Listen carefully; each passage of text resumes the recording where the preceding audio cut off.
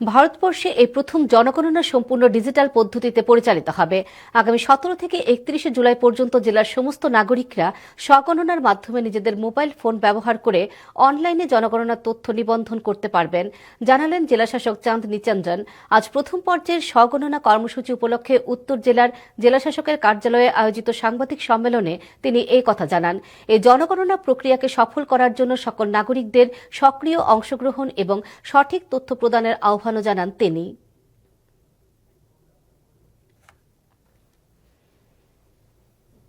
17 जुलाई से 31 जुलाई तक हमारा स्टेट में सेल्फ एन्यूमरेशन चलेगा।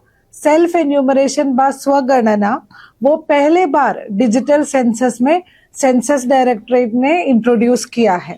ये स्वगणना का इम्पोर्टेंस ये है कि कोई भी आदमी खुद का इंफॉर्मेशन जब एंट्री करेगा, उनको सिर्फ एक का ही एंट्री करना है, खुद का फैमिली का ही करना है। उस टाइम जो एरर है वो बहुत कम होगा।